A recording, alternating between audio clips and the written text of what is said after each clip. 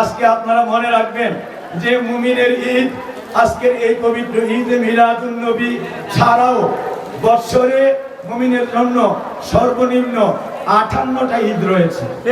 তাকে বলে দাও এরপরে বৎসরে মুমিনের জন্য ঈদ সম্পূর্ণভাবে 365 দিন আল্লাহ মুমিনের জন্য ঈদ রাখছে। আমরা এটা জানতে চাই কি চাই না?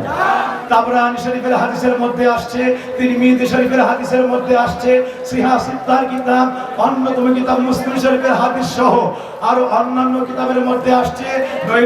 নবী পাক সাল্লাল্লাহু আলাইহি ওয়াসাল্লাম বলতেছেন, ও আমার উম্মতরা, ইয়াউমুল জুমআতু লাকুম ঈদান জাআলাল্লাহু লিল মুসলিমিনা ইয়াউমুল জুমআতু ঈদান লিকুল্লি মুসলিমি ওয়া মুসলিমা। মারহাবা মারহাবা। ও আমার উম্মতেরা, তোমরা শুনে নাও, আমার আল্লাহ তোমাদের জন্য মুমিনের জন্য এই পবিত্র জুমার দিনটাকে প্রতি সপ্তাহে এক একটা ঈদের দিন বানিয়ে দিয়েছে।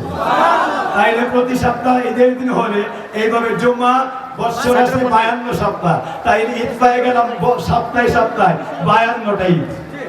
তাইলে বোঝা গেল শুধু ঈদুল ফিতর ঈদুল আযহা ছাড়াই মুমিনের আরো বছরে একাধারে 52টা ঈদ আছে। আছে না নাই? আরো জোরে আছে না নাই? এবার খুব সংক্ষিপ্ত বলতেছি। এবার নবী আমার ফরমান, ওয়া আইয়ামুত তাশরীকি লাকুম ঈদান। উম্মতেরা রে, ও আমার উম্মতেরা, তোমাদের জন্য চাঁদের 11, চাঁদের 12, চাঁদের 13 এই 3 দিন সহ ইয়াউমে আরাফা, আরাফার দিন, এই 4টা দিন আল্লাহ তোমাদেরকে ঈদের দিন বানিয়ে দিয়েছে। সুবহানাল্লাহ। এখানে পাইলাম 4টা, এখানে পাইলাম কয়টা? 4টা। আগে পাইছি কয়টা? সুবহানাল্লাহ। তাইলে চাঁদের 11, চাঁদের 12, চাঁদের 13 যেই দিন আমরা কুরবানির ঈদের পরও 3 দিন প্রতি নামাজে আল্লাহু আকবার, আল্লাহু আকবার, লা ইলাহা ইল্লাল্লাহ, আল্লাহু আকবার, আল্লাহু আকবার, ওয়া লিল্লাহিল হামদ এই তাসবিহ পড়ি। কারণ হইল আল্লাহ এই দিনগুলি ঈদের দিন বানায়া রাখছে। এই জন্যই এক একটা ওয়াক্ত ওয়াক্তে আল্লাহর দরবারে শুকর করে এই ঈদের তাসবিহগুলি তেলাওয়াত করতে। ঠিক না ঠিক? আল্লাহর দরবারে প্রত্যেক নামাজের পরে পরে এই ঈদের দিনের এই তাসবিহগুলি পরে পরে শুকরিয়া আদায় করতে হয়। সকলে বলি মারহাবা। তাইলে এই 4 দিন, আর আগে পাইলাম 52 দিন। কয়দিন হলো? এরপরে আমার নবী ফরমান, ও আমার উম্মতেরা রে, ওয়া ঈদুল ফিতর ওয়া ঈদুল আযহা লাকুম ঈদান। তোমাদের জন্য আমার আল্লাহ ঈদুল ফিতর এবং ঈদুল আযহা এই 2টা দিনকে ঈদের দিন বানিয়ে দিয়েছে। তাইলে হইল কয়টা? 58টা। এমন যাই 365 দিনের দিনে। আমার বাবাজিরা, আশিকিনে জাকিরিনরা, আমার আল্লাহ বলেন, ইয়া রাসূলুল্লাহ, ইয়া হাবিবাল্লাহ, আপনি যখন দুনিয়ার বুকে শুভাগমন করেছেন, আপনি যখন দুনিয়ার বুকে পবিত্র কদম রেখে এই দুনিয়ার জমিনে আপনি পবিত্র রহমতের কদম রেখে দুনিয়াবাসীকে ধন্য করে এই গোটা দুনিয়াকে জাহিলিয়াতের যুগকে নূরে ভরপুর করে সকল পাপী তাপির গুনাহগুলি ক্ষমা করে দুনিয়ার জমিনে শুভাগমন করেছেন। ইয়া রাসূলুল্লাহ, সর্বপ্রথম জমিনের মধ্যে পা মুবারক রেখেছিলেন। আপনি যখন পা মুবারক রেখেছেন আর দুনিয়াতে শুভাগমন করেছেন, আমি আল্লাহ সঙ্গে সঙ্গে ঘোষণা করেছি, হিনামা সাররাফান নাবিয়্যু সাল্লাল্লাহু আলাইহি ওয়াসাল্লাম জাআলাল আরদা মাসজিদা। আমার নবী যখন দুনিয়ার বুকে কদম রেখেছে, শুভাগমন করেছে, এই পবিত্র নূরের কদম লাগার সাথে সাথে সারা পৃথিবীর জমিনকে আমি মসজিদ বানিয়ে দিয়েছি। কি বানিয়ে দিয়েছে? মসজিদ। এই জন্য আমি মনে রাখবেন, আমি কোন দিকে গেছি খুব গভীর খেয়া। আমার বাবাজিরা, আমার নবী যখন কদম রাখছে, আল্লাহ সঙ্গে সঙ্গে সারা পৃথিবীর মাটিকে মসজিদ বানিয়ে দিয়েছে। এর আগে في زمان عيسى عليه السلام وزمان آدم عليه السلام وفي زمان إبراهيم عليه السلام وإسماعيل عليه السلام। إبراهيم থেকে ইসমাইল, আদম থেকে হযরত ঈসা আলাইহিস সালাম, সব নবীর জমানায় নির্দিষ্ট একটি ইবাদতখানা ছিল। এই নবীর জমানায় নির্দিষ্ট ইবাদতখানার মধ্যে ওই ইব্রাহিমের উম্মতেরা এই জায়গায় এসে নামাজ পড়তে হইতো। ধরেন যে ইসমাইলের উম্মত যারা, তার একটা নির্দিষ্ট এলাকার ইসমাইল আলাইহিস সালামের উম্মত ছিল। এই তারা কি করত? ওই নির্দিষ্ট জায়গায় এসে ইসমাইল আলাইহিস সালামের জন্য আল্লাহর তরফ থেকে বাজেট করা একটা জায়গা ছিল, ওই জায়গাতে এসে তারা নামাজ পড়তে হইতো। এইটা ছাড়া আর কোন জায়গায় উম্মতের নামাজ আল্লাহর দরবারে কবুল হইতো না। এবং এইটা আদম থেকে ঈসা পর্যন্ত সব নবীদের আমলে ছিল নির্দিষ্ট নামাজের জায়গা।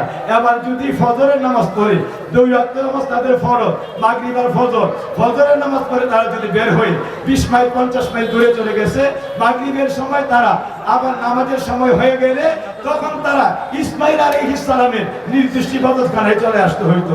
কুমিল্লায় থাকলে ওই কসবায় আইতে হইতো, ব্রাহ্মণবাড়িয়া থাকলে কসবায় আসতে হইতো, ঢাকায় থাকলে কসবায় আসতে হইতো। এই কসবা ছাড়া কারো নামাজ ঢাকায়, কুমিল্লায়, ব্রাহ্মণবাড়িয়া বা দেশে বিদেশে আর কোন জায়গায় কবুল হইতো না। কিন্তু আমার নবী যখন দুনিয়ার বুকে শুভাগমন করলেন, আমার আল্লাহ ডাক দিয়ে বললেন, ইয়া রাসূলুল্লাহ, আপনি যখন দুনিয়াতে আগমন করেছেন, আমি আল্লাহ আদম থেকে ঈসা পর্যন্ত, ইব্রাহিম, মুসা, সকল নবীরা যারা আছে, আমি আল্লাহ রাব্বুল আলামিন বাদদালতু শরীআতে মুসা আলাইহিস সালাম ওয়া বাদদালতু শরীআতে ইব্রাহিম আলাইহিস সালাম ওয়া বাদদালতু শরীআতে মুসা আলাইহিস সালাম, আমি মুসা, ঈসা, ইব্রাহিম, আদম সকলের শরীয়তকে পরিবর্তন করে দিয়েছি। আমি আল্লাহ জাআলতু দীনাকাল আইসা, আপনার উম্মতের জন্য দিন আদায়কে, দিন পালনকে আমি সহজ করে দিয়েছি, কোনো কষ্ট তাদের জন্য রাখি নাই। এই জন্য ইয়া রাসূলুল্লাহ, ইয়া হাবিবাল্লাহ, আপনি কদম রাখার সাথে সাথে কিসের মক্কা, কিসের মদিনা, কিসের আরব, কিসের আজম, কিসের এপার, কিসের উপার, কিসের সাগর, কিসের মরুভূমি, কিসের পাহাড়, কিসের পর্বত, আপনার কদমের ছোঁয়া লাগার সাথে সাথে সারা পৃথিবীর হাট ঘাট মাঠ থেকে শুরু করে আমি আল্লাহ রাব্বুল আলামিন পাহাড় পর্বত থেকে সারা জমিনকে পবিত্র বানায়া গোটা জমিনে মসজিদ বানায়া দিয়েছে।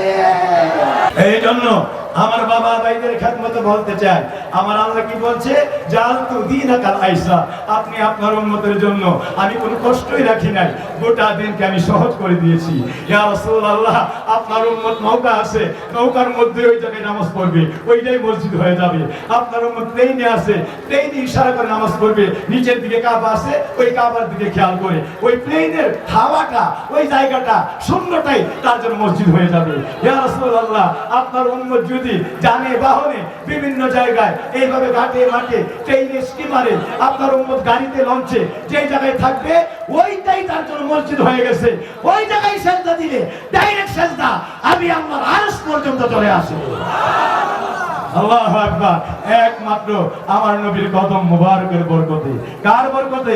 কদম নবী। তাইলে বাবাজিরা, যেই নবী কদম রাখলে গোটা জগৎ মসজিদ হয়ে যায়, ট্রেন মসজিদ হয়ে যায়, বিমান মসজিদ হয়ে যায়, জাহাজ মসজিদ হয়ে যায়, লঞ্চ মসজিদ হয়ে যায়, জাগার হাট মাঠ মসজিদ হয়ে যায়। সেজদা দাও, নবী কদম রাখলে ওই জাহাজ লঞ্চ সব মসজিদ হয়ে গেছে।